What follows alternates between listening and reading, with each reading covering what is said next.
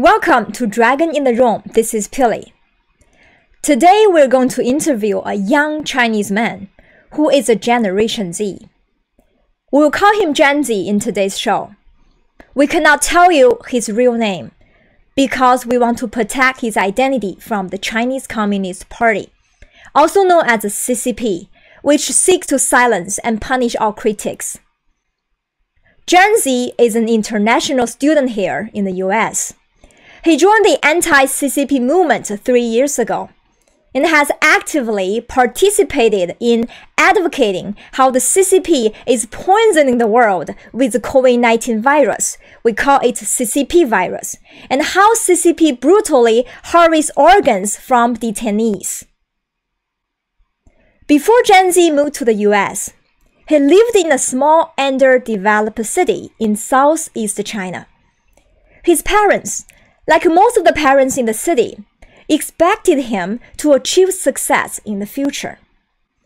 A successful young man, by definition, under the CCP regime, follows a single standard, which is holding a top college degree, having a good job, owning a big house, marrying a beautiful wife, and raising a child. A boy is preferred. For Genz, it's not challenging at all to achieve most of the items in the list. But there's one thing he knew he would never be able to fulfill. He's gay. Genz had been holding his identity from his parents for years because he knew for Chinese parents, it's the end of the world if they discover their children are queer. Although same-sex activities have been legal in China since 1997, various LGBT events have been banned in recent years. The media controlled by the Chinese Communist Party firmly propagates slanders and discrimination against the LGBT community. For example, the media repeatedly connects AIDS with the LGBT group to misguide the public into believing the LGBT community are the stain on the glorious CCP ideology. The National Radio and Television Administration in China constantly supervises and censors films with LGBT scenes and blocks LGBT symbols on TV shows. In a TV show named I, Actor, the Chinese actor Jin Baoren's face was digitally altered to blur out his earring. The CCP believes a small earring can cause huge negative influence on children in China. Genz told me that he would never forget the first time his mother asked him about his personal relationships. He was so nervous that he actually lied to her, telling her that he had a beautiful girlfriend. You know, what completely surprised him was that his mother seriously expressed that it was okay if he fell in love with a man. For her, love is love. Being gay is not a disorder or disease, as lots of people believe in China. Eventually, Genz confessed and thanked his mother for being open-minded. What makes Genz full of emotion later was when his mother told him that she knew his identity a long time ago, and that she had started to prepare to send him to the US for college, for a free living environment ever since that moment.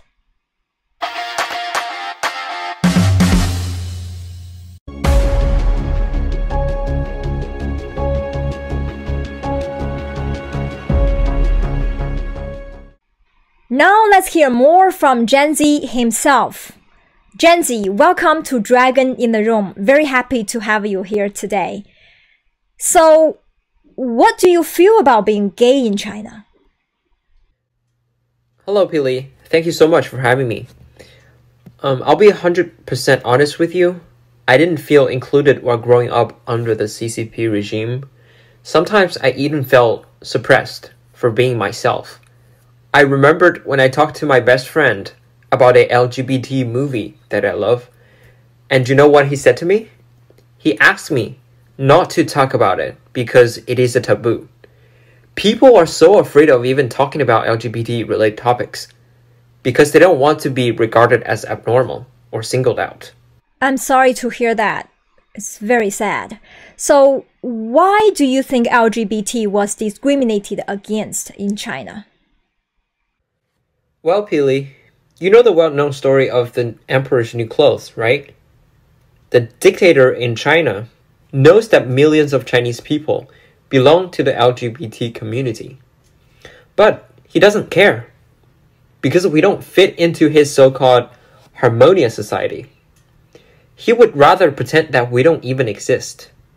It's as ridiculous and arrogant as the emperor in the story.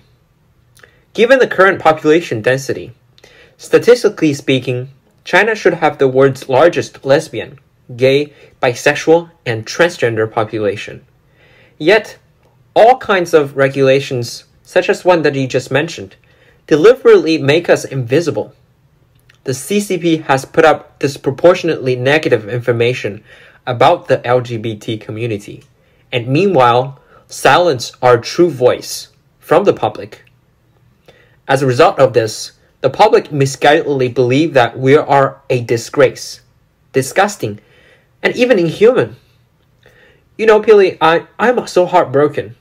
Every time I see my friend hiding in the closet, pretending that they are like everyone else, I have become more determined to be one of the kids who tell others that we are not invisible, and we should sunshine our identity fearlessly. I really like the word you use, sunshine. We know you're in the US now. Why did you choose to go to the US for college? Ever since I told my mom that I'm gay, she was like everyone else's parents. She was anxious about my identity being targeted against by the Chinese society. Especially, living in an isolated small city. She even told me not to share my identity with anyone else to avoid trouble. But around the same time, an exciting piece of news across the continent attracted our attention. The Supreme Court of the United States ruled that the fundamental right to marry was guaranteed to the same-sex couples across the entire nation. It was a faint light in the darkness. The United States flashed a faint light to guide a lost boy. That's me.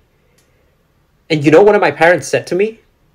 They said they're willing to do anything to make sure that I have a healthy and happy life. So I want to say it was not an easy path along the road, but here I am, studying in the US without being afraid of sunshining my identity with you all.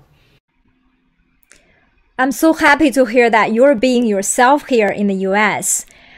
Well, Genz, I truly feel blessed that you can come to my show today and share your story with our audience. Because I know there are millions of Chinese lost boys and girls out there, just like you, hesitating to share their stories.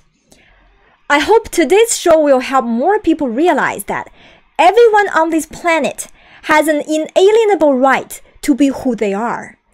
We also want to show our Chinese audience that in the middle of our country ruled by the CCP, there is also love. Let's have hope for the Chinese people, the 老百姓, owed 100 names.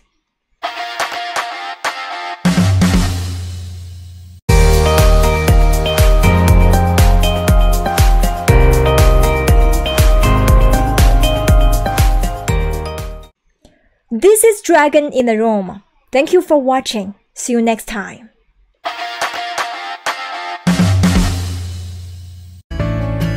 Hey, darling. 要接受一个同性恋并不是这么的容易。其实我很早就知道，但是我一直替他瞒着。这一路过来真的不是很容易。有一天，爸爸告诉我，他的儿子一个是同性恋，一个是唐氏症。那时候的我心真的很痛。